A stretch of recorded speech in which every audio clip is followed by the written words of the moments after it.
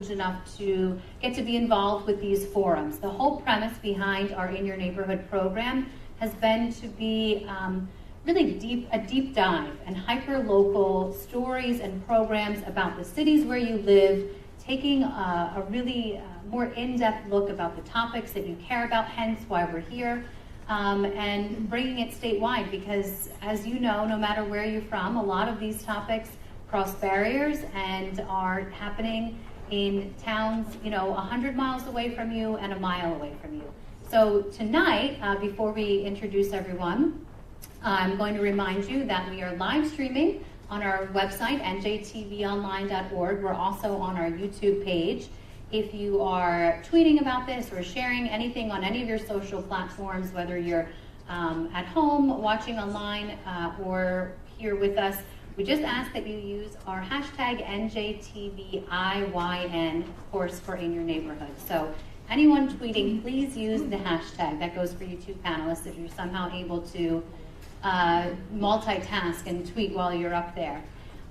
So I want to introduce to you first everyone who we have here, and then we'll get started. We have Mayor John Pallone for the city of Long Branch. He was just elected, and you also served on the council, and you've also been a very long time resident here. So we're very thankful to have you and your expertise. David Trout, he is the founding director for the Rutgers Center on Law in Metropolitan Equity. His expertise is in metropolitan dimensions of race, class, and legal structure, intellectual property, torts, and critical legal theory. A lot of those are over my head, but that's why we have you here. Alicia Williams, she's the managing attorney for South Jersey Legal Services. She has been for about 16 years now, representing low-income residents on housing, consumer, and disability law, and she's also joined us previously for In Your Neighborhood, so welcome back. We also have Richard Camariri. He is the Special Projects Director for the New Community Corporation in Newark. He focuses on resident organizing, civic engagement, public policy awareness, and advocacy initiatives, and I learned just before that his family has been in Newark since 1899, so welcome, Richard. Thank you. And Councilman Bill Dangler. Hi, Councilman, how are you? Good, how are you? For the city of Long Branch here. He is a first-time council member, and he's a longtime city resident as well. Served on the Board of Education and the NAAP chapter, co-chairs the Men Make a Difference program. I also want to recognize our fellow council members who are here. Rose Wittes, where are you, Rose? There you are. Dr. Mary Jane Selly. Mario Vieira, and Dr. Anita Voot. And we also have Ocean Township Council member Richard Long joining us. Tonight's In Your Neighborhood program is thanks in part by the Robert Wood Johnson Foundation, and we just want to remind you that the views expressed here by our panelists are not necessarily the views represented by the foundation. So I think what I'd like to do is ask our audience first, who among you feels you have been witnessing, we're talking tonight about gentrification and quality of life, and I want to talk about some of the misconceptions and also some of the effects. But who among you feels that this has been something that's directly impacted your life, the life of your neighbors, just by a show of hands? So a lot of our Long Branch residents, but elsewhere too. David, let's start with you. What is gentrification? It's kind of this dirty word. In fact, we had some trouble posting some items on Facebook, if I can share, because we used the word gentrification. Why has it come to have this connotation? And give us some context for what it means. Sure. First of all, thank you for having me. It's really a pleasure to be here with you all this evening. Gentrification is a complicated subject. It means kind of all things to all people. It's hard to define, but I'll do my best. I'm going to pause you. Can you all hear David okay? Maybe just pull it a little closer. You can even hold it if you're comfortable with that. Follow. It has come to mean all things to all people. It's probably the lens through which we see urban America nowadays. We wonder, has a city gentrified, or has a particular neighborhood gentrified? Is that a gentrifying city, or is that not a gentrifying city? So in many respects, it is the lens through which urbanism and urban places are seen, and increasingly other places too. Its technical definition is not so technical. It really has been, over the course of about 40, 50 years of literature and economic and sociological and geography writing, the complicated process of neighborhood transformation, in which usually white residents, higher income, come to move into a community that has been predominantly populated by lower income people of color. And so it's a process of community change.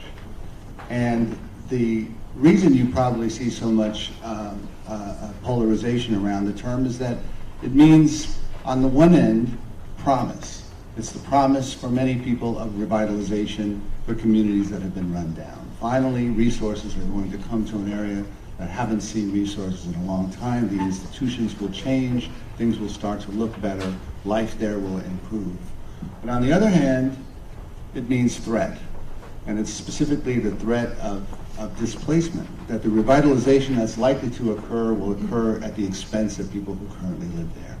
That the efforts made to revitalize the community are not being made for the people who actually live there. And that in many respects, there's a clock ticking somewhere, that their time is almost up.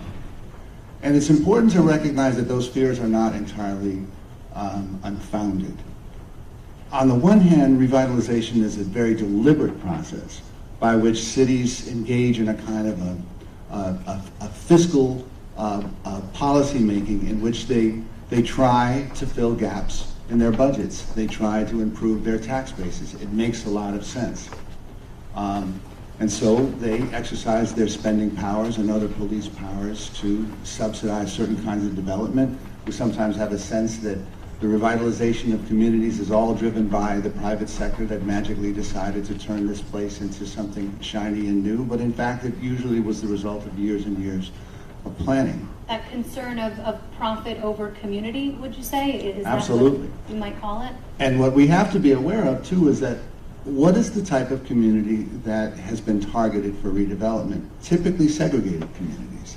Typically communities that are not just superficially segregated by race and class, where we see predominantly people of color who have been struggling economically in the area for a long time, so that values are quite low and profit margins and high profit margins are now possible through the right infusions of government subsidies and private cash.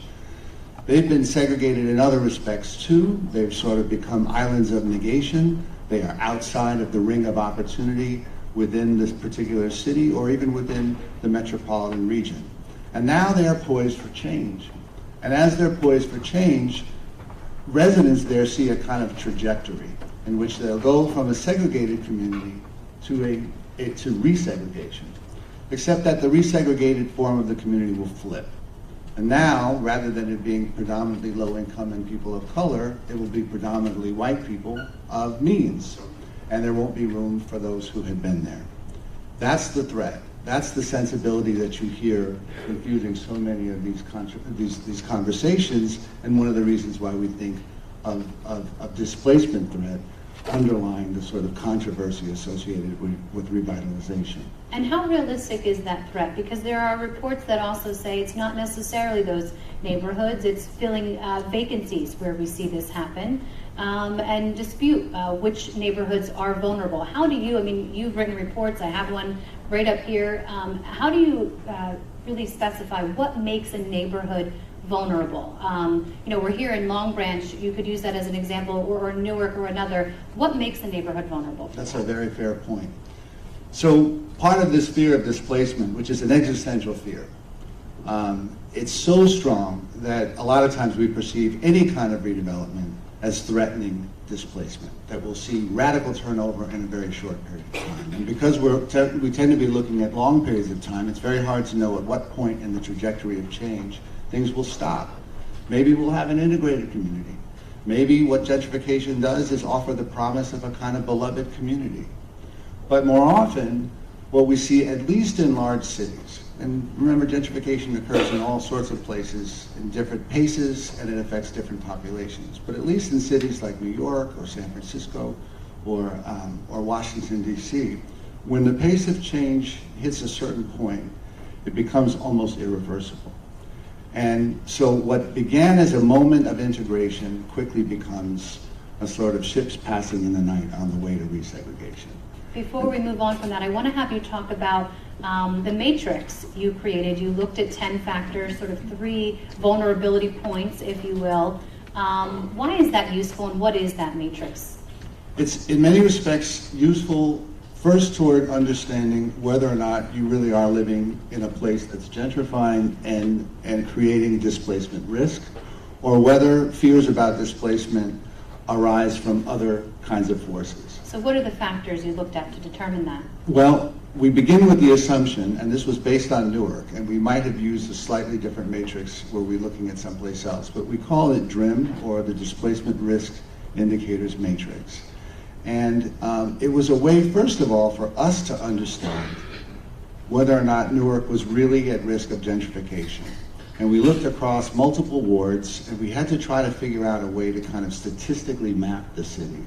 And so we divided things up into 3 areas that you can pretty much use conceptually to think about any possibly gentrifying area. The first set of variables were vulnerability variables. So you wanted to statistically understand the vulnerability of the current population. The second areas were market dynamics, because gentrification is, after all, ultimately a market mechanism. Private actors, public actors are working to influence the market, to change it from one thing to another, and in most people's views, to improve it. Would that be new construction, just to add? New constructions, new permits, things like that, right? So you have to find these proxies, and that was part of the challenge, to figure out what are the right variables that will allow us to sort of synthesize very complex processes in a couple of key statistical variables. And then the third set of variables is what most of us think of when we think about gentrification, and that is the gentrifiers. Are we actually seeing more people with bachelor's degrees? Are we actually seeing more non-Hispanic whites in the community? Are we actually seeing more homeowners in an area that had been dominated by renters? And so what we're able to do is look over time from 2000 to 2015 and to see changes in the city of Newark as a whole, to see changes in particular wards, and to compare those wards either dynamically across time or as snapshots in the year 2000, and then how they look in 2015. Do you want to know what we found? I do. I think we all do. So we found that the city faced that Newarkers live amid an incredible affordability crisis. And the financial stresses that occur for a very working class population, the median income in Newark is $37,000, are so great that the perception of really any change becomes the perception of gentrification. Gentrification becomes the evil that will make it impossible for them to live in the city they've lived in for so long, often having to sort of bear all the jokes and all the rest of the ridicule that has come to residents of Newark for so long. But we didn't find as much gentrification. In one ward, there are early signs of gentrification, so it may ripen into gentrification proper. But we did find plenty of threats of displacement because of the affordability dynamics that exist. What's the difference? So the difference is really looking at the metropolitan housing market and figuring out, on the one hand, what the availability of affordable housing is, whether it's subsidized, publicly controlled, or it's just a market where housing costs are affordable to people of more modest means. And then on the other hand, it's what's available in the surrounding region. The surrounding region, of course, is as much the New York City region as it is the northern New Jersey region. And so you've had all sorts of New Yorkers who have themselves felt displaced by rising housing costs and other costs in New York City coming across the river to live in northern New Jersey towns in and around Newark. Not as much in Newark yet, but around Newark. And correct me if I'm wrong, Newark has, I believe it's the second highest number of renters in the country, certainly in New Jersey. Second to the South Bronx. It's 78% renters. And if you think about that for a minute, I mean, we appreciate in the state of New Jersey home ownership as much as residents of any state in the country. But one of the things that home ownership doesn't guarantee, but at least promises, is a much greater sense of housing stability. Renters, on the other hand, have much less control over their fate. So as the regional housing market begins to squeeze, and you have limited property available in the city of Newark, and costs are beginning to increase, and renters have very few rights and very little leverage to control their tenure, then of course you get much more housing stress. And most of that is a dynamic associated with affordability and not necessarily because of the arrival of newcomers who like microbrew and have little dogs and wear funny hats. Like, that's a Brooklyn reference for those of you who aren't familiar. Before we move on, I had you go off on a tangent a bit, but I think I heard you say you're not necessarily seeing gentrification in the wards of Newark. You're seeing displacement. We are seeing displacement, and we're seeing displacement risk. In other words, we're seeing people paying very high percentages of their income on rent. More than half of the population of the city of Newark is rent burdened, meaning they pay more than a third of their income on housing costs. And about 40% of the population is extremely rent burdened, meaning they pay more than 50%. And this includes people who are in subsidized housing. So there are some real constraints that have been having. We also have a lot of vacant housing. And we haven't been building a lot of affordable housing, and of course at risk is some of the public housing. Alicia, make that come to life for me here in Monmouth County. What towns specifically are we seeing the effects of this in Monmouth County? Well, in Monmouth County, by far the municipality that's been that has suffered the most under this is Asbury Park. And at the in your neighborhood that we did last summer, and that was in Asbury Park, and that that very much came to light at that event. But we see it a lot. We see it throughout the state. But as far as Monmouth County goes, Asbury Park is the one area in which people are suffering the most. And from a legal services standpoint, because people come to us and they meet our financial eligibility criteria, and they think, okay, I'm going to talk to an attorney, and an attorney's going to help me and going to fix this. And unfortunately, a lot of times we can't fix it.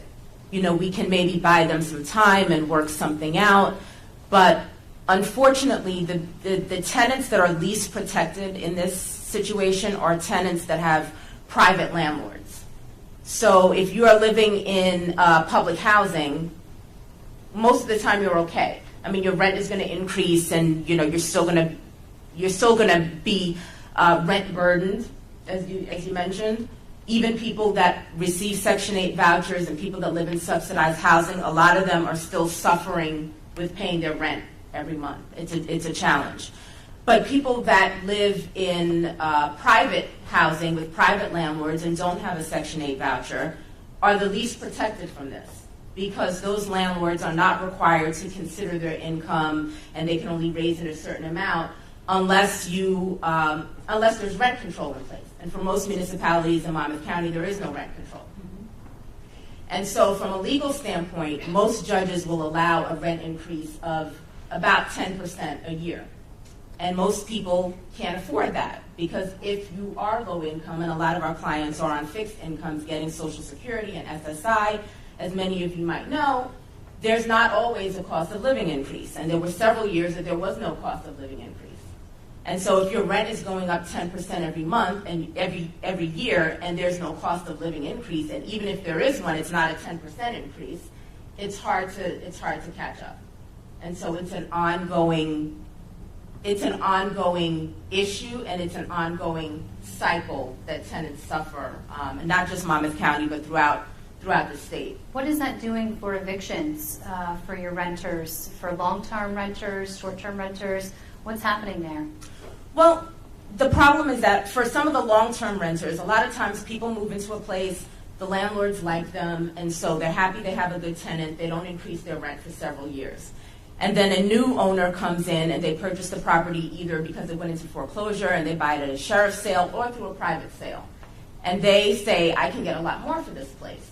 So if somebody's paying $1,000 a month and they've lived there for 5 years and the landlord never raised their rent, and the new owner comes in and says, I can get a lot more for this place, there's a lot of factors that a judge looks at. Now, in order to challenge a rent increase, which is pretty hard to do, quite honestly, because the law doesn't set an exact amount, like you can't increase it more than 10%, or you can't increase it by more than $100 or $200 a month. What the law says is that it has to be an unconscionable rent increase, and of course, there's no definition as to what unconscionable is. So, what case law has said is that it has to be an amount that, quote, shocks the conscience. Again, there's no, that could be very gray. Now, last year we had somebody come into the office who was living there for a couple of years. They were paying $1,800 a month rent, and a new owner came in and they wanted to raise the rent to $4,000.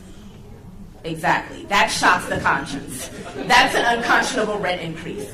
But if it's an amount that you don't get that reaction, you don't gasp, if they're paying $1,800 and they come in and they say, I want to pay, I want to raise it to $2,100 or $2,200, the judge is going to look at certain factors. What's the fair market rent? What are other comparable rentals in that area going for? When was your last rent increase? There's certain things that the judges look at. So in most cases, landlords are able to increase the rent. And that's how little by little people are getting forced out.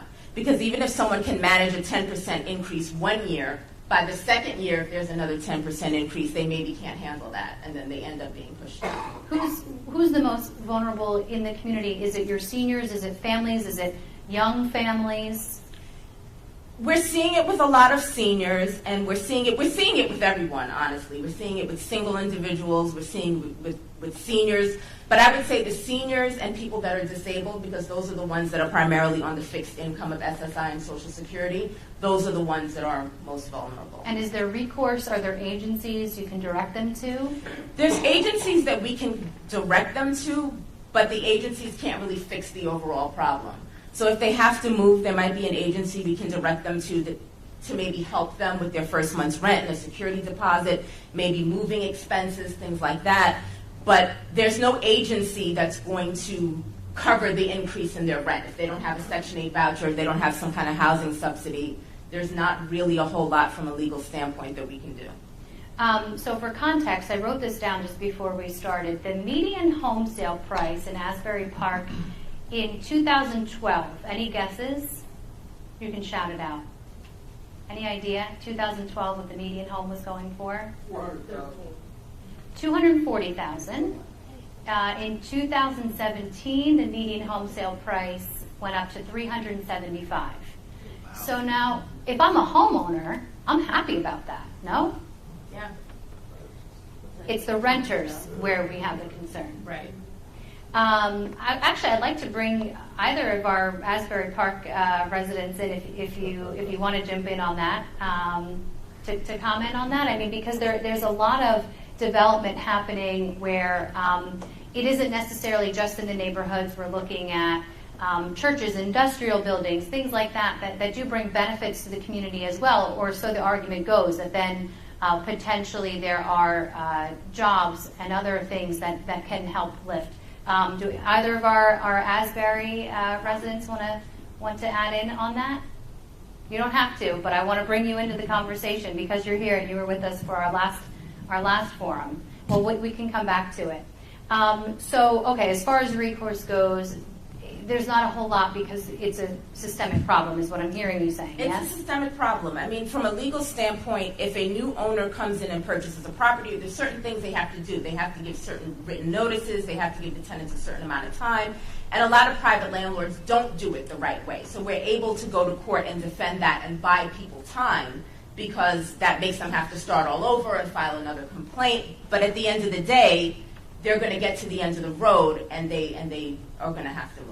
So, Richard, you wrote about, and you also look at Newark as an example, where the city did actually try to put forward rent stabilization. What happened there, and what did they propose? What happened in Newark in terms of the rent issues were a couple of things. One was the strengthening of the existing rent control ordinance to make sure that, and a lot of this I do have to acknowledge Professor Trout in terms of his center at Rutgers Newark, and and how he has assisted us in terms of making sure us being neighborhood residents that we can develop rigorous and strategic and data-informed policies and advocacy efforts in our city, which is one of the things I think can be translated to any town in Newark that is subject to displacement. I try to avoid using the word gentrification. I think it's a dumb word. I mean, what the hell is gentry? That's not a thing in this country. The use of this language confuses things. It's about displacement. It's about displacing people when they don't want to go. And it's about displacing people through affordability. It often is related to not just income, but to race. So, and it's also complicated. You can have people, moving into areas, we've had that in Newark, who aren't displacing anyone, but they're new people. They're moving into vacant buildings. But they are the harbingers of displacement risk, as Professor Trout pointed out. Artists have often been kind of the canary in the mine in terms of that. Oftentimes artists move into a neighborhood, and once it adds a little buzz, a little vibe from this artistic thing, then they'll get displaced too when the higher income people move in. And it's all about income levels. But as I was saying, I was tangent here, but rent control is another way to fight this thing. There are ways to, if you're subject to gentrification, to use that term, or displacement, if you care about it, you can fight it. We can always fight things. This is about community residents being at the center of their own fate, being at the center of what happens in their town, because they are the center of the life and the civic engagement in your town. I don't care whether it's Newark or Long Branch or Asbury Park, what have you. But you have to be organized. You have to have organizations and groups that you can work through. You have to have groups that are strategic, that are rigorous in terms of their research. If you're lucky, and in Newark we are very fortunate, we have Rutgers Newark, which is an anchor institution that has been extremely supportive of the efforts of the various community development corporations in Newark that have been fighting and struggling for years to get equitable development, social justice in Newark. And yeah, I know the word social justice can be a bit, fa-di-la to some people, but it's not. It's a very specific and hard-headed and rightful thing to fight for in our towns. So we do that. Rutgers is very helpful, and Professor Trout is a good example of that. I'm sure there are places in towns in Monmouth County, wherever, that you can call. You can ask Rutgers or Brookdale College. I'm sure you have people who have research that can help you. But then you develop these policies and strategies to fight this stuff, whether it's rent control, strengthening the rent control developments in your town. In Newark, we passed an inclusionary zoning ordinance. This is all about three things. It's about, first of all, we as residents truly internalize the fact that we have embedded principles for equity and social justice. Then it's about making sure that your elected officials have those principles also, whether it's through the electoral process or you help them learn it. It's about embedded principles. It's about policies such as inclusionary development, such as first source hiring, where companies, if they come to your town and they get a variance or a tax abatement, they have to make sure that they hire your residents as the first source, or at least interview them as a first source for employment. Inclusionary zoning is related to a quid pro quo. You come to my town, you want a tax abatement, you want a variance for something, well then you got to give something up. In the case of inclusionary zoning in Newark, we, with some struggle, got passed a zoning ordinance that requires any for-profit developer that comes to our town that wants a tax abatement or a variance, 20% of their units have to be affordable. Specifically, and I try not to use affordable either because that's a very amorphous word, 10% for low-income people, 10% for moderate-income people, based upon the AMI, what is it again, David? Area median income, right. So yeah, I'm glad he's here. So those are the kinds of, you got principles of equity, you have policies of inclusionary design, and then you have programs and practices that put those into real manifestation for our town. So housing, inclusionary zoning. Job hiring, we have a first source hiring ordinance, and we have an initiative which the mayor started called Newark 2020, in which anchor institutions in Newark, like Rutgers Newark, like Barnabas Healthcare, like PSE&G, have committed to hiring a specific number of Newark residents by the year 2020. These are all things you can do in any town. I mean, the scale obviously is going to be different, but these are things. This is not, it's not a mystery. It's not magic. Things happen because people decide they're going to happen, whether it's individuals or whether it's systemic things. And equally, we as residents at the center of this, of where we live, we have decisions to make too, and we can make things happen also, in opposition to the things that we feel are being forced upon us. So, I'm curious, Richard, Alicia, or David, jump in. Do we know the fate of displaced residents? Do we track that? What happens when they are displaced? Well, for our office, we don't track, we don't keep statistics on it, but we do get follow-up sometimes for clients. So with our seniors, sometimes they have family members that can step in.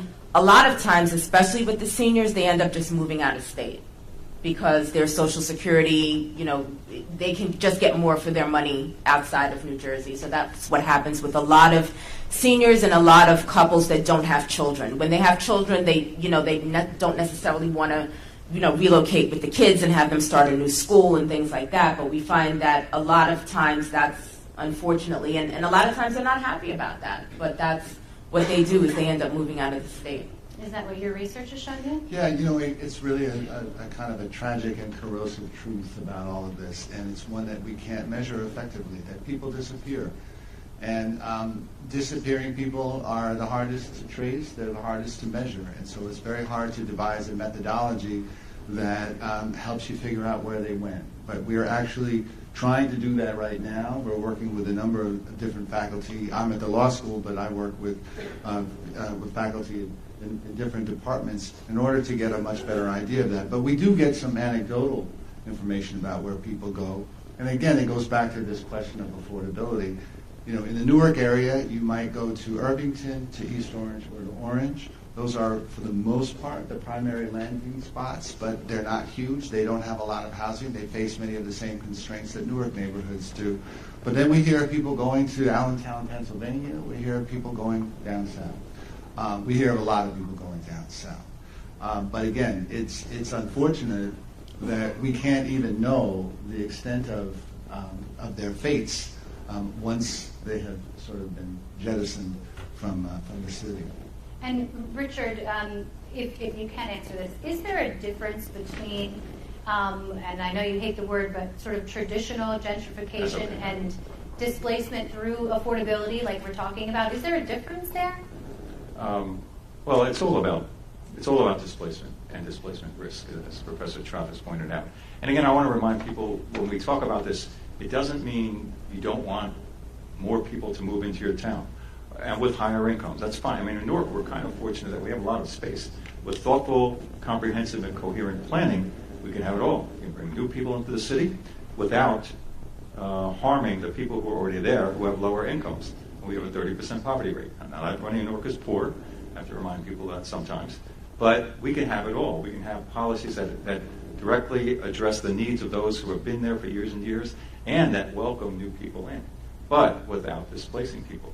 Downtown Newark is a really good example. Some of my friends and colleagues, they yell gentrification with all the housing units that are being built downtown Newark, and there's been hundreds. It's close to a couple of thousand, but it's not displacing anyone. These are all being built in former, factory buildings, light industrial buildings, so they're not displacing anyone. And in fact, one of the first places that was built was a thing called Teachers Village, which is a branding thing, it's not just teachers, is probably about 60% people of color who moved in there. And from what I'm hearing, and from what I know from people, about 50% people who are from Newark moved in there. So it gets a little complicated when you look at these things about people moving in and new spaces. So you really have to be, again, you have to be rigorous and clear about what the real situation is. So again, we can have, it's not that you don't want new people, but you want to protect those people in the city from being displaced when they don't want to be displaced.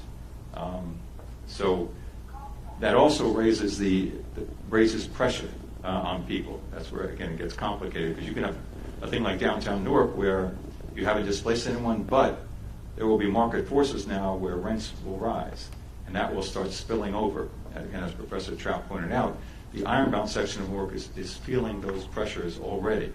It's probably not full-blown what people think is gentrification, but that's why we're organizing the community groups to make sure that we have protections against that. And it's possible. There are solutions to these problems. You just have to be organized and educated and dedicated to making it happen. So diverse housing options, because otherwise, we hear people talk about it, especially when you read business journals and things like that, stunting growth. And so I think what I hear you saying is going about it in a sensible way and having some of those ordinances in place like we see Newark putting forward. Right. It's not about stopping anything. It's about being as inclusive as possible. That's our word, inclusive. You want to have development that's inclusive and equitable. And there's nothing wrong with that. It doesn't stop anything. It doesn't stifle anything. There have been research projects for the last 40 years about inclusive development. What you will hear from the developers is, no, we can't do that. Nobody will come here. We won't be able to build. Well, that's a lot of hogwash, I haven't used that word in a long time. That's a lot of hogwash, because all the research shows from think tanks, from academic institutions, inclusive development, inclusive zoning has never stopped anything. So as long as they know, they have the business people like this word, certainty of what the cost will be, they factor it into their pro formas, and they just go ahead. So again, you have to be up on the information as current as possible, and develop strategies that are smart and that are reasonable and that will get you to where you want to go in terms of fair share of development. And if I may, it's the responsible thing to do. I mean, we can't think about this as if we were all developers. We can't think of city life. We can't think of municipal life from the perspective of developers. God bless them. They do what they do. They're necessary, but they hew to very different rules than the rest of us. And that's why it's critically important that our local officials work through these kinds of principles that support the public good. Inclusion has to be one of those principles. It cannot simply be maximizing the tax base. So the same effort that you put into working to stimulate the tax base, you can also just as purposefully work to maintain housing options and stability on behalf of the residents who are currently there, and ensure that inclusion and a sense of diversity and communal life are the principles that we not only talk about, but that we also live in tangible ways. And so a little more energy, rather than waiting until the ship has sailed, is critical in the kind of ingenuity and the resources that the folks we elect into local office show. It's critical, and it can be done, and that's what we're trying to show in Newark, so that it really is possible to attract growth, to attract new people, but that gentrification doesn't necessarily mean displacement. So let's bring it back to Long Branch, Mayor. There's a lot of redevelopment happening here. All you have to do is drive down Ocean Ave, see the buildings that are going in, the condo complexes. What are the projects going on right now? Where does Long Branch stand? I mean, there's hundreds of millions really being poured into that section. So I want to get you in on that. So, thank you, Brianna. I'd like to say, I'm listening to the conversation, and it's very interesting to me. You mentioned inclusive development, because I think that's something that's important here at Long Branch as we move forward. Gentrification, to me, yes, it's an interesting word. People interpret it in different ways. I see it as sort of a balancing act. Gentrification is change. Change is growth. People see that growth as either a positive or a negative. Here in Long Branch, I don't necessarily correlate the explosive growth that we have on the oceanfront with gentrification. However, I do think that it's a trigger for gentrification, and I think it's something that I'm concerned about. I think we're all concerned about. I'd like to give you two quick examples, Sure. just locally. So there is a project currently, a renovated project. It's, I would say, a mid-size apartment complex that had always been low-income housing. It has now been totally renovated, or is in the process of being totally renovated. I don't know where, it was an interesting question, I don't know where the people who were in that apartment have gone, but they're all gone. This is just something that I discovered recently. They're advertising it, and like I said, I think that development, that explosive development along the oceanfront is triggering that, in the sense that the advertisement that they're doing is over just a few blocks from the beach, and and from everything that's going on along the oceanfront.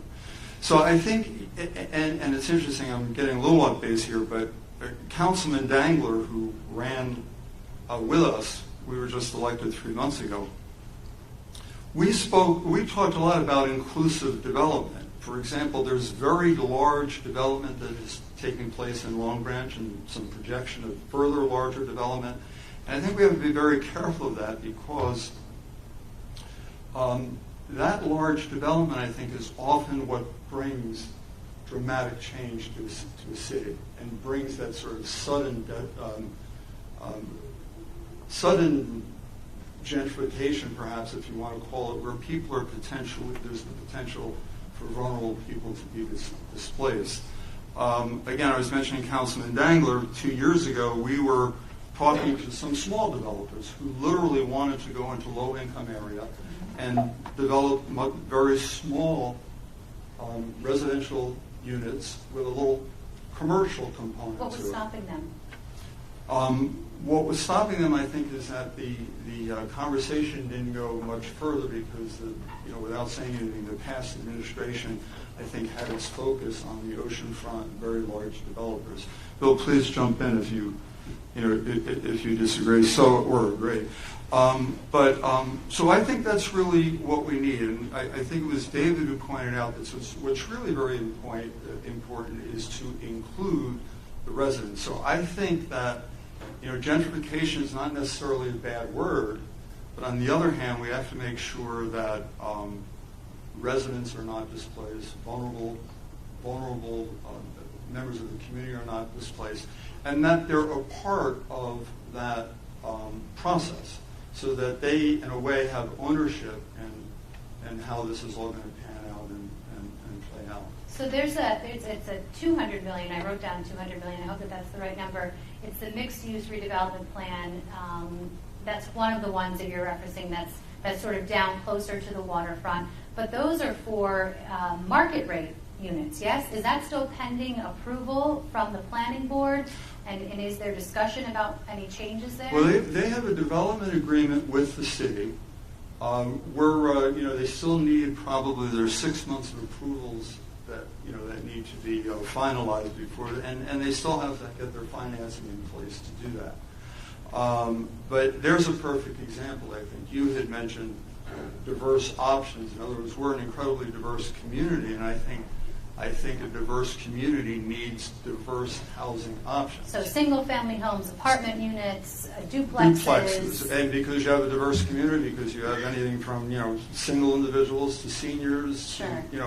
And so I think when you get a large project like that in place, where you have rents that start at $2,000 or something like that, that's where you begin to, and all of a sudden, that's where I think you start to get some problems. And Bill, are we seeing a shift in the demographics here and just overall in the population? What can you tell us about that?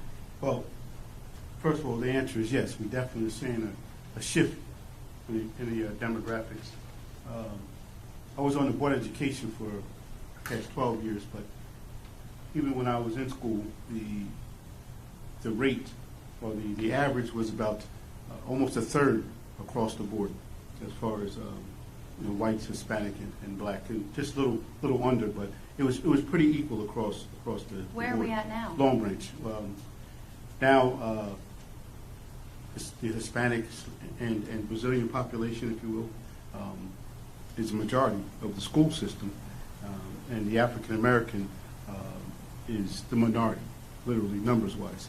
But in the city itself, the 1980 census, the African American population was about 21%. Now in 2010, we're down to 14%.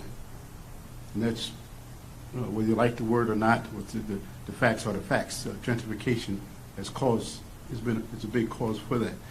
And to answer your question before I continue, in regard to some of the smaller developers that John and I had met with pre-election, we just wanted to wait out because, and again, we're not here to say anything about the old administration, but they were focused on,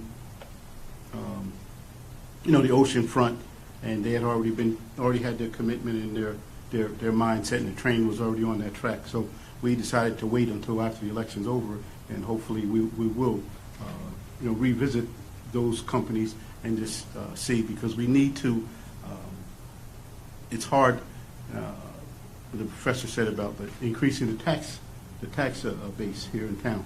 Well, if you're given 20-year, 30-year tax abatements, how are you increasing the tax base? I mean, I'm 60 years old, so with a 20-year tax abatement, I'll be 80 before the city receives any of that money that we're talking about. The school system is affected by those tax abatements or the pilot programs, because none of that money is coming to the schools. So I'll play So- devil's advocate. After the fire had happened down where Pier Village now is, back in the late 80s, and the city had really hit some hard economic times, right? And so a lot of these projects spurred the growth that we now see that's transformed the city, whether residents agree for better or worse or what it's brought. But without those projects, some would argue that wouldn't have changed into what we see. And the, however folks feel about it, the Kushner properties investing here and items like that. Well, I'm not against what the development that has taken place on the ocean front. It's amazing. But it's now time to look at the lower Broadway, the center part of town, and other areas of town because they need to be revitalized as well. And you can't just continue to talk about affordable housing or even market price because some of the people that are in town, some of, if you will, the homegrown, the long-time families that have been in town have to move out. They cannot stay here in Long Branch because they can't afford it. So if you build, and we'll take development, if you're going to have a 500-unit property that you're going to build, how much will it hurt you to give up the 20% that the gentleman here, Richard, just mentioned, for low income and moderate income? The mistake that, and from my experience with the NAACP and doing some research, the mistake that we fall prey to, if you will, or not paying attention to, is when people say affordable, you think that means low income. I'm making $37, so I may be able to, I should be able to afford the new apartments or the new townhouses that are going to be on the beachfront. Well, no, you can't, because they have to have that low income and that moderate income built in. And if you are serious, if you want this, in my opinion, of course, if you want this piece of property, if you want to, and you're going to make money, obviously, because you're in the business to do that. You need to hire local, hire a certain amount of local. You need to have affordable housing, meaning low income and, again, moderate income. I had the opportunity to meet with someone from the Fair Share Housing Department. They came into one of my general meetings for the NAACP, not as a council person, but I mean, if I have two hats, I have two hats. But it wasn't to beat up the city, it was just to let us know where we were falling short. And we did, Alicia, certainly, if I'm using the wrong term, correct me, the declaratory judgment, where the city would not actually be sued, but you also agreed that we were looking, that the city itself would look into the housing issue, some of the needs of the residents, needs of the city. In order to do that, you have to talk to the residents of the city. You cannot make the decision for the city. You have to have, I guess, town meetings, if you will, and get their opinion, because that's the only way that you will meet our needs and meet the needs of the residents of Long Branch. So the gentleman did come down. He spoke to us, and just like I said, we have to talk to the residents. He asked to come up with a list of things that we want, and our response was we would rather have a meeting with the people in the community of where I live at, and certainly then bring it to the council and to do the same thing. Just have a blend of ideas and needs of the city. We no longer need $1 million homes. We need to make sure that everyone in Long Branch, no matter what your income is, if you're working, you ought to be able to at least afford an apartment in Long Branch. Did you want to add to that, Mayor? And then I also want to get to briefly the eminent domain case and Yeah, so it's exactly what I was going to mention. So the eminent domain case and that abuse, which was significant and quite incredible, is a sidebar.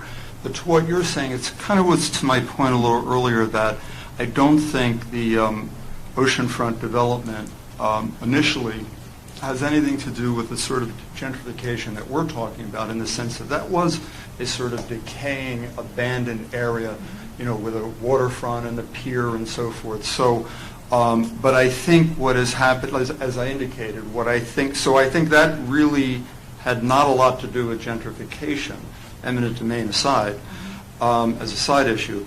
But I think this explosive new development is what's really triggering my concern, and I think many people's concern about, you know, what David and Alicia have been talking about in terms of, you know, the traditional Renovating a residential of and we hear those horror stories of, you know, heat and hot water being turned off in the winter. I mean, I've reported on it.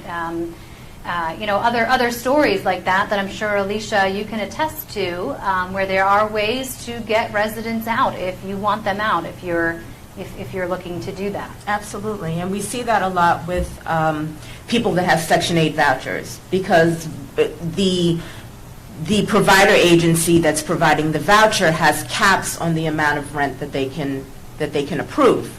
And so if a landlord really wants to get someone out, they can slowly increase the rent to an amount that Section 8 can no longer approve. So the tenant still has their voucher, they just have to take their voucher and go somewhere else. And we see that, you know, we see that a lot. If landlords are turning off water and turning off hot water, they do that. That's easy enough to fix. You know, we call the city, get the city in there, they'll assess fines, we can take them to court. Once you hit them in the pocket, they reverse pretty quickly on that. But the slowly and gradually increasing of the rent is a problem. And that's certainly a way to push out Section 8 tenants. And they are slowly figuring out kind of backdoor ways to get rid of Section 8 tenants. Another thing that we see a lot is that if a landlord has to do it, the Section 8, the housing authorities or whoever's a Section 8 provider, they come out and they do annual inspections. And so if there's something that is not up to what they call HQS, housing quality standards, they notify the landlord that this has to be repaired. If it's not repaired over a period of 6 months, they can abate rent for a period of 6 months. After that, they will terminate the Section 8 contract. And so that's another way landlords are getting Section 8 tenants out, just by failing to make the repairs. And so Section 8 is not going to pay.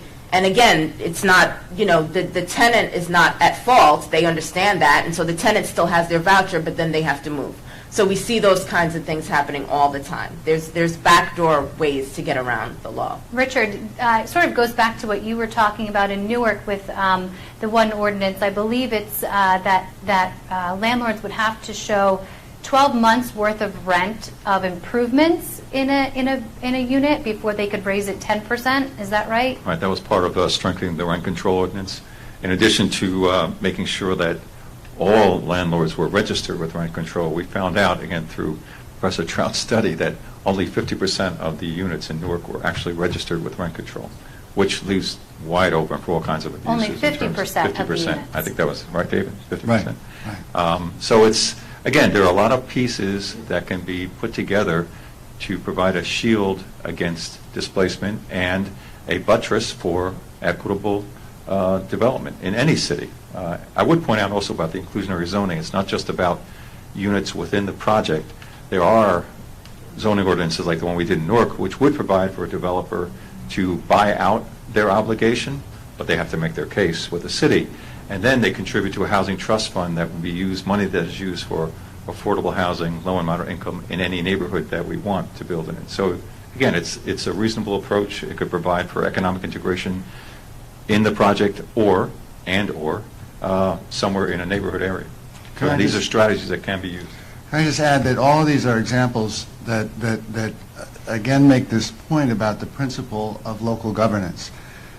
You know, the default position for local governance cannot be rich people are good and low-income people are disposable.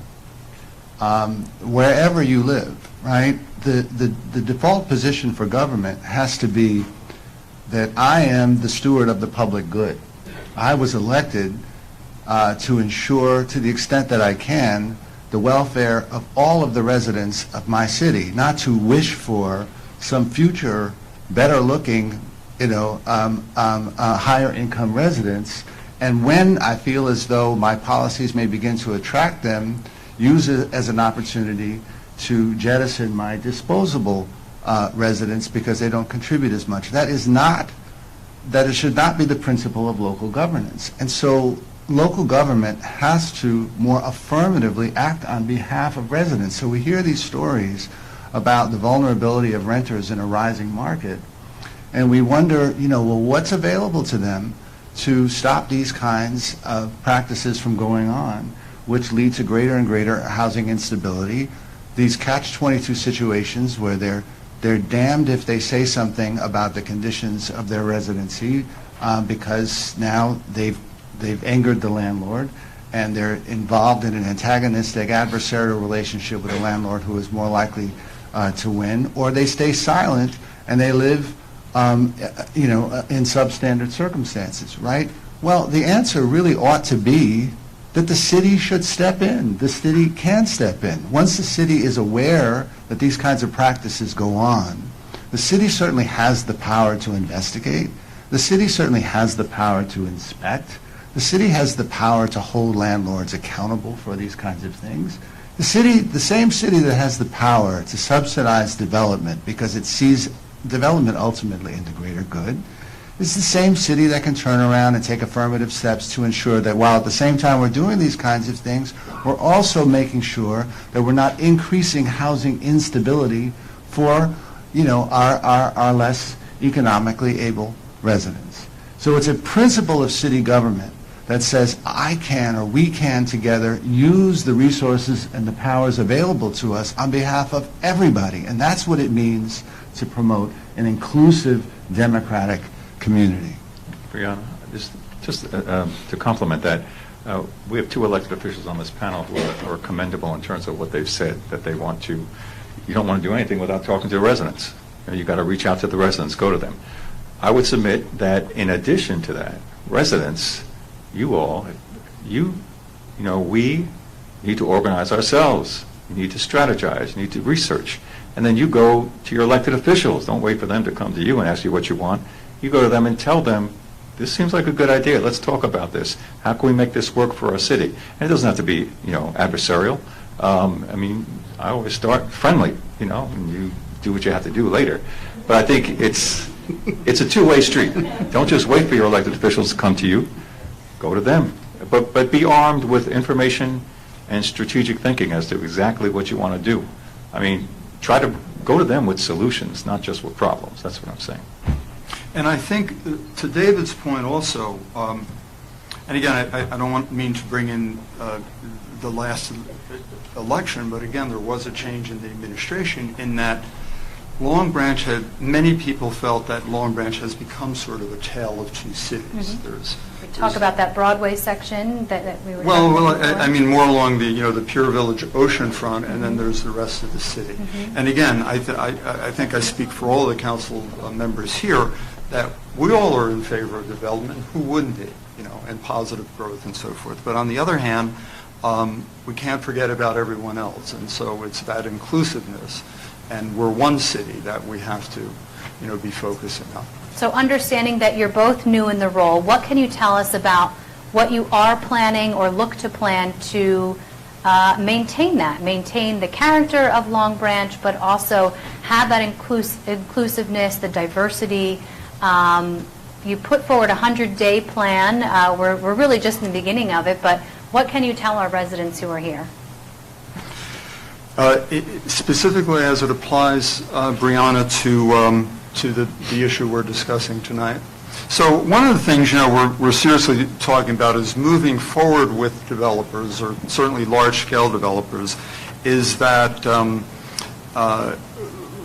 we involve the rest of the city. So, for example, let me just start with a couple of things, if I may. First off, we don't plan to have any abatements along the ocean front as well, because we just think that they're unnecessary. You had mentioned eminent domain, so all of us are absolutely against any kind of use of eminent domain in the future. But in other words, what we think is that we need to negotiate better deals with larger developers moving forward. And so that it's not just all focused on the ocean front, and they need to give back perhaps to the rest of the community. I know what was, I think David or Richard were talking about too, what are the public benefit that the city would get? I mean the city in general, not just the developer in that area along the ocean front, for whatever helping them to come in to do what they're going to do here in the city. So I think that's, I don't know, Bill, did you want to add to that? Or, I'm sorry, one other thing is like in Asbury Park, they're doing some very innovative things.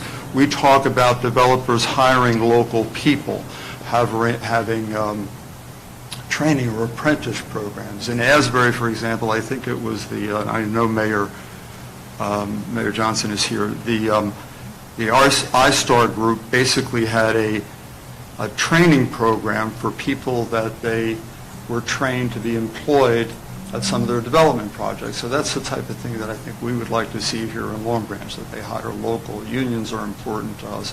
Education, because education brings everyone up. So educational opportunities are important to us as So well. I'll stop you there because this is somewhat along those lines. This is a question for Richard, actually. This comes from John Mattis. You mentioned ensuring that companies hire people from Newark. That's a primary goal for the new administration here in Long Branch.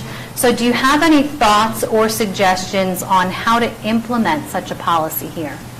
That kind of policy of hiring has to be carefully crafted. In Newark, what we're doing is the mayor pulled together some of the major companies in Newark, PSE&G and Rutgers and a few others, to commit to hiring specific numbers of Newark residents. However, that also has to be attached to that is job training. There's no sense hiring someone who can't do the job. So we're trying to have a kind of an organic approach where whatever the jobs are, we have community organizations that will assist people to find those jobs, understand to assess them and see what their skill levels are. If they need training, they'll get it. If they don't, they're good to go and apply for the job. And then there's a feedback loop in which they find out from the company whether they got hired or not. If they didn't get hired, what was the problem? Do we need to do something better? Are they just, not doing what they should do? So it's about job training, skills development, and commitments by the companies to actually hire people.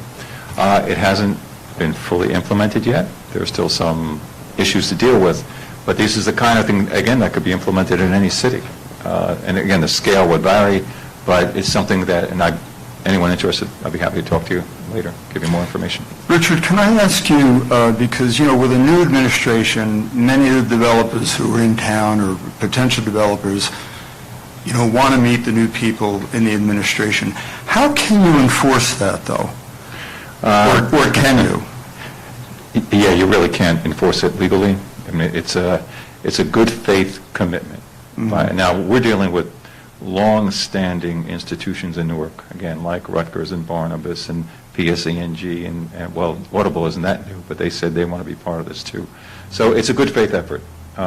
But it's a win-win also. These companies are local companies that will get local people working for them that are skilled and qualified in terms of those jobs. And one of the problems we have in Newark is that of all the jobs in Newark, and there are many, only 18% of those jobs in Newark are held by Newark residents. That's been a huge problem we've had for years, and that's a problem related to racial discrimination, all kinds of stuff. But so a long answer to the question, you can't really enforce it, but it's an important message to send. It's an important good faith effort to show, as David mentioned, that the city government, and we're lucky we have a city government that really gets it in terms of these principles, and that there's a civic cohesiveness that's really willing to verbalize that commitment and try to make it manifest. We have a question. Just let us know where you're from and give us your name. Sure.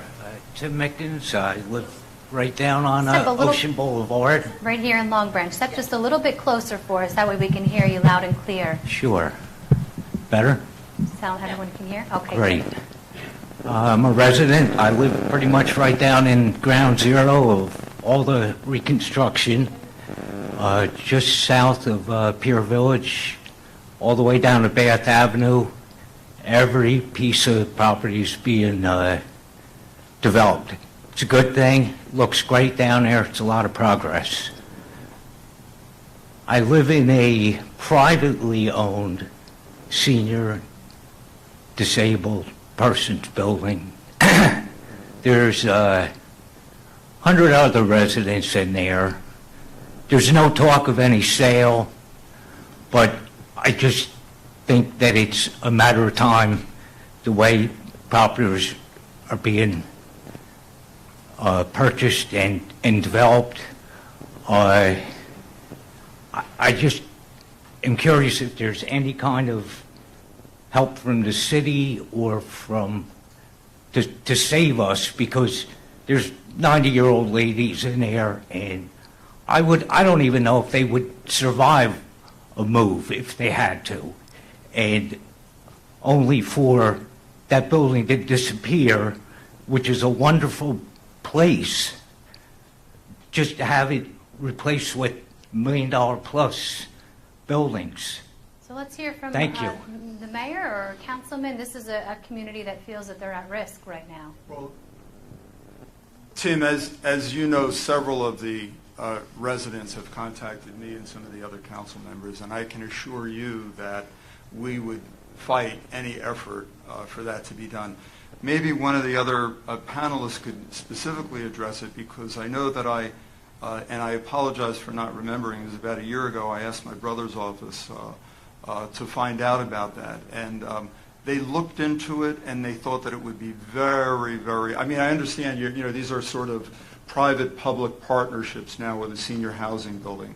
But they felt that it would be very difficult for them to accomplish if they wanted to. But I apologize, I don't have the specifics on it. I don't know if anyone else can comment on it. It just makes you nervous when Sure. the bungalow, pretty much right in my backyard, gets sold for $1 million plus, a little 2-bedroom home, just to acquire the property. So, you know, I want to sleep better at night. I like where I live. I think it would really be heartbreaking for the 100 of us that live in that building. If I may add, I'm sorry for No, that's this why is we're here. this is a housing complex that is privately owned but subsidized by HUD. So in other words, they need, you know, it was Richard what you were Right. talking about. So That's like that's ours. kind of the question. Yes. I mean, I think I work for New Community Corporation. We have almost 2,000 units of housing. 2/3 of them are like your building. They're subsidized building. I guess people get certified every year in terms of their income, only paying 30% of their income. I'm not sure of this, but I don't think that they would be, well, I'm sure of this, they would even be allowed to sell their buildings and go private market. It'd be pretty complicated, I believe. I'd have to check that, but it would be complicated, I think. Good. But I'll look into that, and I can let the mayor know, or your council person too. Well, thank you very much for your time. I appreciate it, and thank you for holding this forum. Thank you, Tim. May We I have have another question. Before we have another question, I have a question for Richard or anyone in the panel. In regards to labor agreements with the unions and the construction companies, project labor agreements, they're not binding. If you know, a developer comes in and we come up with an agreement that you're going to hire and or train, you know, a certain number of Long Branch residents, that would not hold up. I'm asking. I don't know. David? That might be for David. I would. I'm sorry. Please give it to me again. Project labor agreements, where the developer goes into an agreement with the city to hire and or train a certain number of people on their while they're doing the project.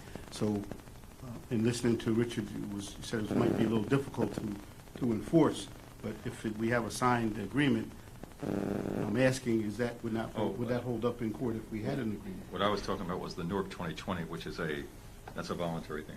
Okay. I think for PLAs or project labor agreements, Yes. they're usually linked to tax abatements or some kind of agreement which can be rescinded if they don't abide by them. But I don't know, David, do you have any information on those? You know, but there's also a history of community benefits agreements that were agreed to by developers to get the deal done, and then violated properly. There's some major examples of that in Brooklyn, for instance.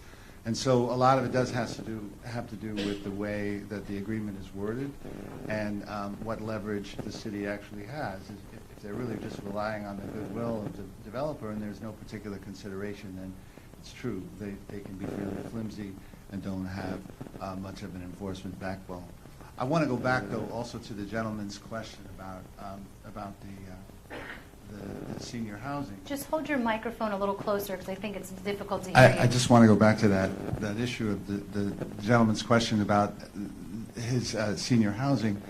So that strikes me as an example of, here's a citizen raising a very important concern to city officials, and there may not be an immediate answer to it because we really don't know in what form that building is being held. We don't know the form of ownership. There are a lot of underlying legal facts that we just can't understand in this particular setting. But as a principle, again, of local governance, being alerted to the fact that there are 100 seniors living in protected housing that may go unprotected as the market continues to rise around them has to become a kind of a clarion call for civic action by local officials. So even though you don't have the numbers now, it may turn out that you want to remind that landlord that you are subject to a particular 20-year lease and you're in year 2 of it and you don't have certain options available to you. Or if it turns out that the land is vulnerable to being sold to a private developer and used for something else, then you want to perhaps come up with some creative solutions that you begin to enter into negotiations with the landlord to implement. But the point is that you take a complaint like that and you recognize that in many places that is a lost senior housing center within a couple of years unless affirmative steps are taken on behalf of those residents by the city. Okay, we're going to try to make sure we get everyone's questions. Just go ahead, give us your name and tell us where you're here from. Sure. My name is Abraham Maldonado. I'm a Long Branch homeowner. I am a displaced New Yorker. I grew up in the Lower East Side in the 80s and 90s where I learned the word gentrification at about 7 years old back then. And I've seen family members of mine and friends be on both ends of the spectrum where a single mother in the South Bronx now has one of those 20% houses across the street from Javits Center on West 33rd. But also a lot of us are now in New Jersey because we were displaced from that neighborhood. And I've seen the 20% program both for the residents and for commercial businesses where a development happening would have to allocate 20% of that development to community organizations or CBOs in the area. And I guess my question for the panelists, the internal panelists, is the lottery method effective? On Facebook, our family members like, new building is going up, lottery is going in, everyone get your applications in, and some of us win. We celebrate that person that gets into that unit. And to the elected officials, I think the transparency that I think the residents want to know is, has the train left the station on the current developments, or is there still room for negotiations on inclusion policies? And I've seen a lot of things happening in New York where they're working in bills that de Blasio has signed with that neighborhood of like new developments and making sure that money's allocated for scholarships or CBOs and space. So where are we in that South Broadway development and the waterfront development? Like, is there still opportunities for that negotiation, or is it kind of past the ship at this point? Let's tackle that last part first. So in terms of Lower Broadway, as far as I understand, there is a development agreement. There is a conversation that we're currently having in terms of an abatement. And what we're not sure of or we're discussing is where the status of that abatement is. My understanding was that there was an agreement, a good faith agreement for an abatement, but that there was not any official documentation at this point. So that's where we're discussing. But to address your question, that's a topic of conversation because this administration would like to see exactly what you're saying put in place if we were to even grant that abatement if we were obligated to it under the current terms of it, and what we could say about it or input that we have in terms of granting the abatement. And as far as the lottery piece, we'll just address that quickly. It was a two-parter. David or Richard or? It depends. It really depends on the market. You know, a lottery in and of itself is not a bad thing. Oftentimes it can be a very good thing. But the broader question, of course, is, you know, is it a drop in the bucket? You know, does it create sort of token victories in a few instances, but at the expense of a much larger group of people who are ultimately displaced? You don't want that, obviously. So it really depends on issues of scale and particular contexts. It's a little tough to answer in the abstract. Okay, before we go, I'll read one more from the audience. It's more of a comment, but I think it can also parlay to that. The Latino community in Long Branch is about 31% of the population, but in terms of Latino, excuse me, home ownership, it's much smaller. So inclusion and affordability is important to support the Latino families so that they have access to homes in Long Branch. It's more of a comment, but I think they probably want to know how that'll be integrated so that that specific part of the population is being targeted to encourage more home ownership. Bill, did you want to jump in, or you want me to take it? I think whether it's the Latino population or people of color, certainly low income, it's the same principle. We want to build, as we're developing the rest of Long Branch, we want to make, to the best of our ability, make sure that we have the affordable housing piece in there. And again, I have to stress affordable, meaning low income and moderate income, so the people that, the Latino population and again the African American population and the white population that cannot afford what we see right now will be able to afford and stay here in Long Branch. So I would hope that would be our commitment. And Brianna, it's, you know, I'm not being specific, but I think part of it again is this whole, you know, this whole idea of being inclusive and being supportive, so that whether it's the Latino business community or the residents or housing issues in general, it just makes sure that everyone is at the table talking about what we can do. Our next question. My name is Nita Quavering, and I live on 161 Garrett Drive in Long Branch. I am a person with disabilities who is a proud citizen of Long Branch. I live in the Woodrow Wilson Commons in one of the apartments supported by Penridge and the DDD. I rather prefer to call my home my home rather than a group home, because I live freely as a citizen. I live in a diverse community.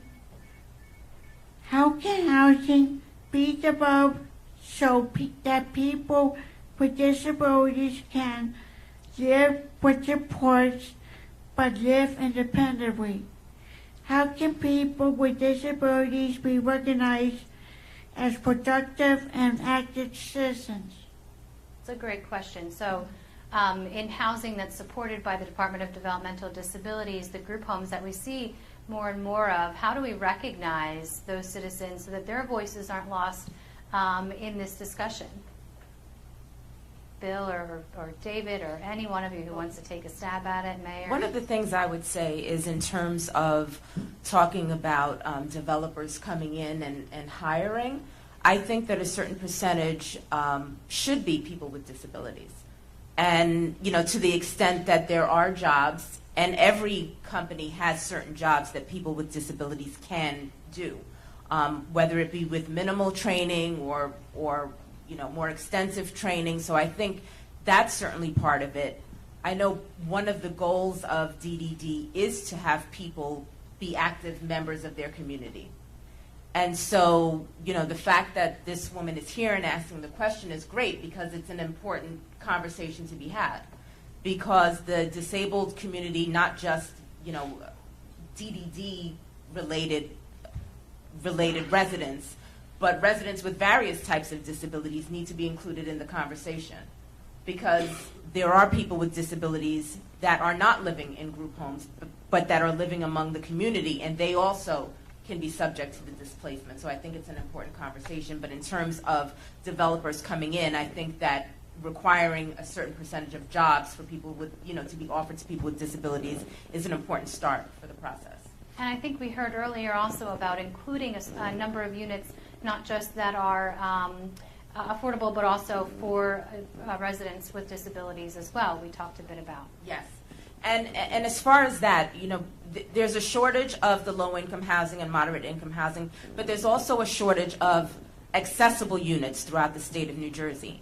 So accessible is not just it's on a first floor and so they can get in with a wheelchair. The entire unit has to be wheelchair accessible for someone that is a wheelchair user. So that means lower countertops, lower light switches, wider closets, wider door frames within the unit. And I think that is also something that's being missed in the conversation with the developers about a certain number of units being handicap accessible. Let's get our next resident, our folks And who are Brianna, standing. if I may just simply say, too, that we are forming a disability caucus group. Our first meeting is on Monday, and I've asked Anita to be Good. part of that. Thank you. We don't want to make you stand too much longer. We'll do the written questions One of after. mine was written. but then I Okay, decided well to then- come up. My name is Rice, and I'm from Long Branch. Very good discussion. One thing I wanted to bring up that hasn't been mentioned is the impact specifically on Long Branch. We have a housing crisis right now, and there's a crunch. And the crunch isn't just coming from luxury development. It's coming from seasonal housing in the neighborhoods and student housing. So we have a lot of renters that would be, annual renters getting squeezed out because of allowances by ordinance. We used to have an ordinance that limited the number of COs that were permitted every year. Now you can have a new CO whenever the majority of residents change. So that means a landlord can have 4 different leases with 4 different students in the fall, and then 4 different students in the spring, and then rent it out for the summer. So there's an absolute shortage of annual rentals. And I wonder where all the people go in the summer that live in the winter rentals.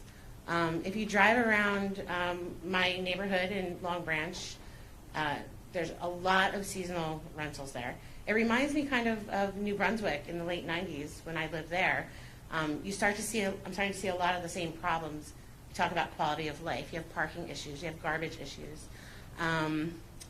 And unfortunately, I think a lot of those houses, there's a lot of mold. They're not kept well. So you have students living in substandard housing, as well as,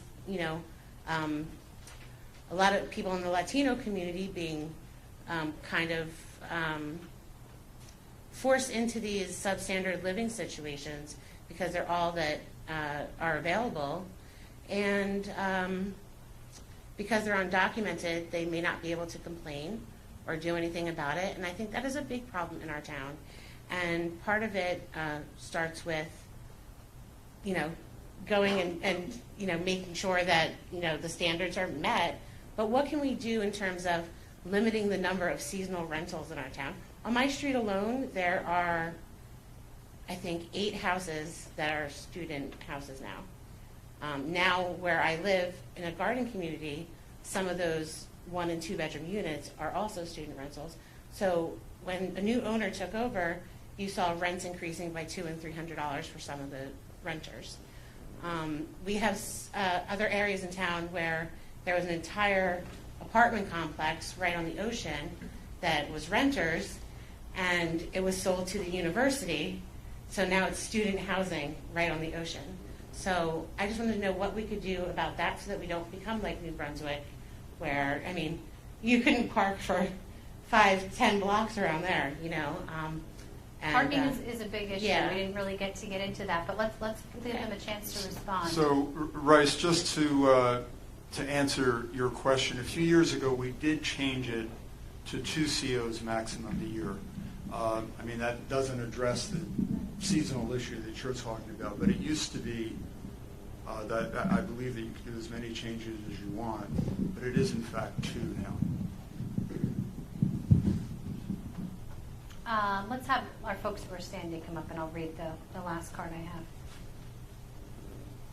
Avery Grant, I'm a member of the Concerned Citizens Coalition. We're effective in getting a 17-acre contaminated site cleaned up. But my question to you is, how do you get the state involved when the city is not cooperative?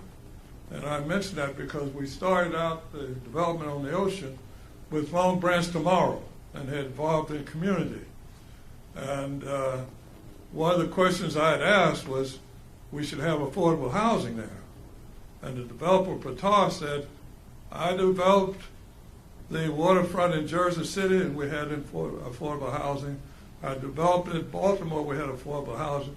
But Long Branch said they wanted ambiance.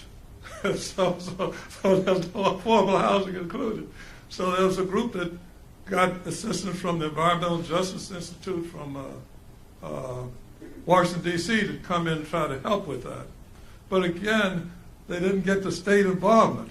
Whereas with us, with the environmental justice issue, the Department of Environmental Protection Agency has an environmental justice coordinating council.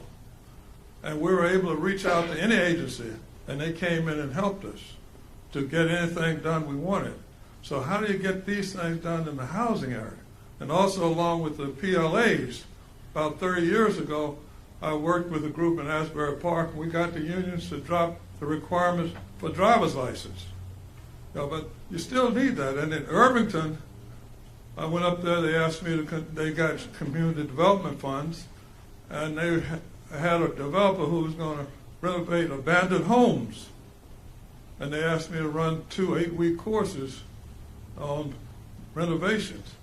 And they hired citizens, their own citizens, to do the work along with the contractors. But how do you get this word out to people? And how do you affect things when the city doesn't want to cooperate? Because it was a serious issue with this development on the shore here, and it hurt many people. Yeah.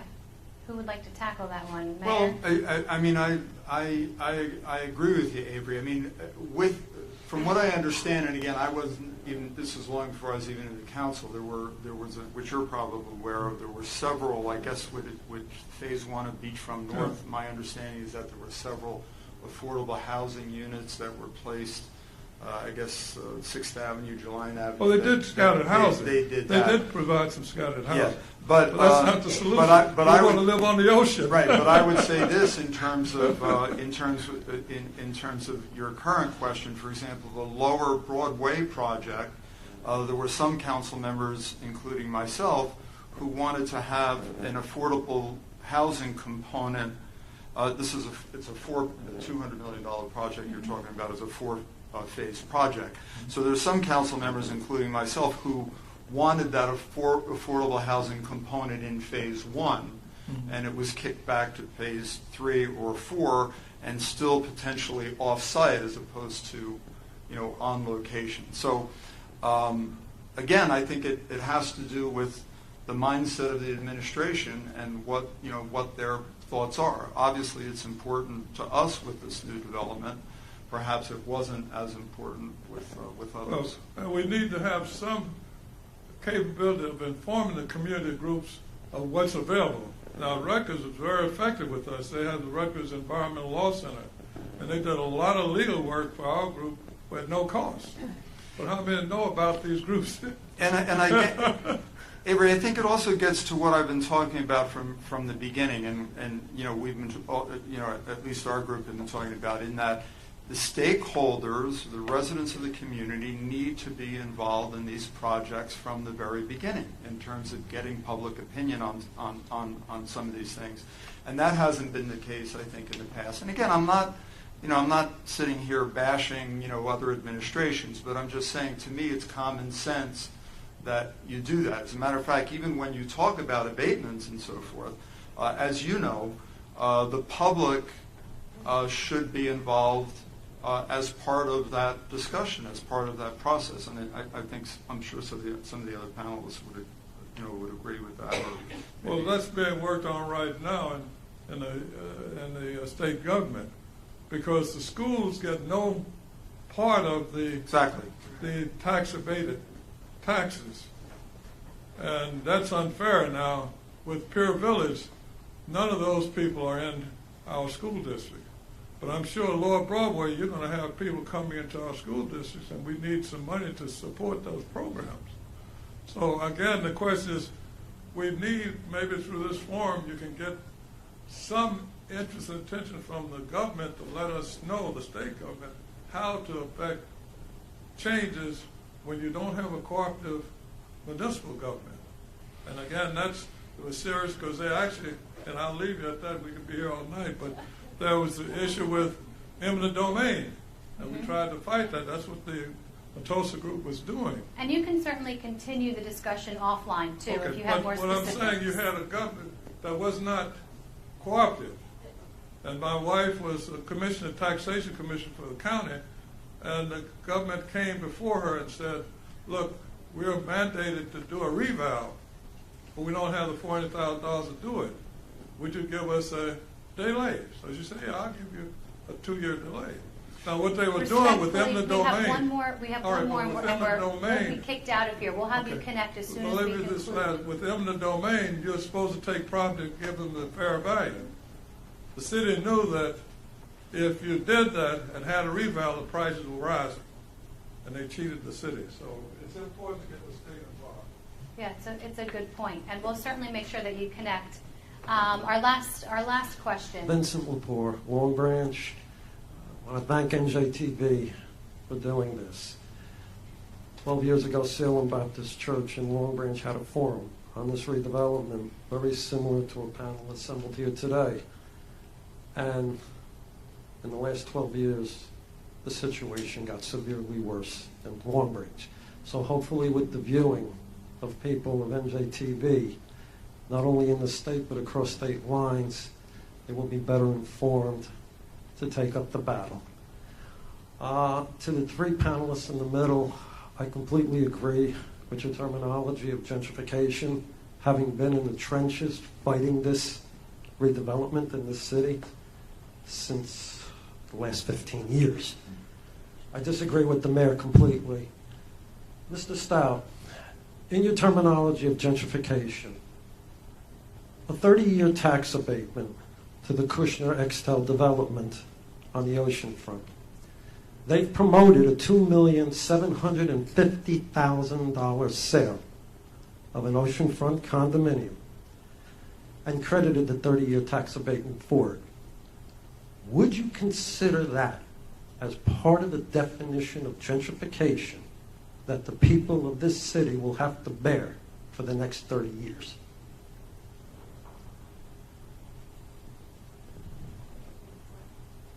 Would anyone like to tackle it? Was it directed specifically? Mr. Stout. Oh, David. I didn't recognize that person. Possibly. I mean, it's a difficult question, again, without understanding the terrain in much greater detail. A city can do something like that because it's able to cost out the benefits against some broader plan, which we hope has been made publicly available and which we hope has been has gained the input of the public itself. If it's part of a master plan, it's not spot zoning, it's not spot development, it's not the sort of thing that's kind of a backroom deal with no discernible public benefit, but is rather part of a broader plan that has equitable principles running through it, then it may be very responsible development. It may see all sorts of corresponding benefits in other areas. So tax abatements are given to developers all the time, and a bunch of other things go back and forth in these negotiations, given the leverage available to cities. The The problem is when they don't go back and forth, is when they are essentially handouts to developers because either the interests of the particular office holder or because there's, a kind of a belief running through the administration that we've got to take all the development we can possibly get or somebody else is going to get it. And so we'll compete for it by giving away as much as we can in order to secure it. Would you, But I wish I knew. I can't in the abstract again. would you say it favors an investor class as opposed to a working class? Oh, no question. But it would be irresponsible for me not knowing the context, not knowing the particular development, to say that a single deal offered to a particular developer represents some specific evil, along the lines of the worst forms of gentrification. I can't do that. I mean, it's an interesting issue that you raise, and I don't mean to soft pedal it. I really don't. But by the same token, I just don't want to say something that's beyond my knowledge when I know that there are all sorts of deals, some of which are really good for residents of cities, but look on the surface like giveaways, and others are shameful and to the point of being almost criminal, and and contribute mightily to a process of displacement. I just don't know which one this is. All right, I'll finish it now, and then we'll reserve the comments online after the program to that answer. What, did you want somebody to respond? Oh, no, I thought the mayor had. No, I was just. All right, thank you. Brianna? Thank you I very would much. say that, in general, from being a community advocate in Newark, that tax abatement should always be about a quid pro quo. You're giving somebody something, the developer, and you should get something back. Now, that can vary, as Professor Charles said, different things, whether it's units in that building, whether it's residents' involvement in the construction, whether it's contributions, ongoing contributions to some social services, what have you. But if you're just giving tax abatement out and hoping for this trickle-out theory that it'll help the residents, then that's not very smart or fair. We're here for you. That's why we hold these. Okay, we have one final question. And apologies to who wrote this, because there are 4 on here, but I'm going to just read the first one. This is regarding Airbnb, which the writer notes Long Branch does not formally allow. Can Airbnb and Craigslist type rentals, which use spare space in an existing housing, benefit both landlords and renters in a community? More specifically, can they make housing more affordable? And how can this be formalized to make it safe and fair and, in essence, have those benefits? Are we seeing that elsewhere? I mean, the Airbnb issue was brought up in places like Newark and elsewhere. Is there a way to formalize that and make it beneficial? I'm looking at Richard, but maybe... I have no idea. I'm not familiar. I'm sure there are Airbnbs in Newark, I guess, but I'm not familiar with them. So. Yeah, it's David, a tough help one. me out. It's a tough one. Again, on the one hand, you want property owners to be able to do what they want with their property within reason. And in a place like, in a place like Newark, again, it's my anecdotal understanding that a lot of people, because of pressures in the renter market, are actually availing themselves of Airbnb because they have a spot on their record, and landlords won't rent to them. And so in that instance, Airbnb is probably doing 2 things. It's offering the possibility of housing to somebody who otherwise can't find it, and in that sense it's good. But it's also probably at an inflated rate because, of course, it's always more cost efficient to have a lease.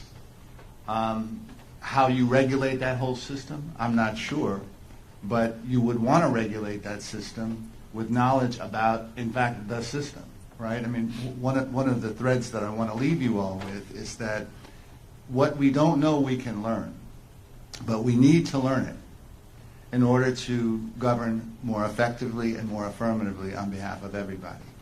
And that's really the principle that Climb uses, my center. I take from many of the comments that have been made tonight sort of new assignments. so that I can learn how to advise cities on particular issues. But cities don't necessarily have to wait for Klein, right? They simply have to listen carefully to the kinds of issues that come before them, to do a serious assessment and an inventory, not only of needs, but of resources, and to put together the kinds of, to use the collective ingenuity of people in city government and the community to put together policies that effectively address those issues rather than sort of waiting for the market to decide. Well, we thank you very much, our panelists, our audience, all of our elected officials in the audience. For the residents here, you have an administration that is receptive to your thoughts and ideas. So thank you for being here for our installment of our NJTV in your neighborhood in Long Branch. Thank you all so much. Have a good night. Thank you.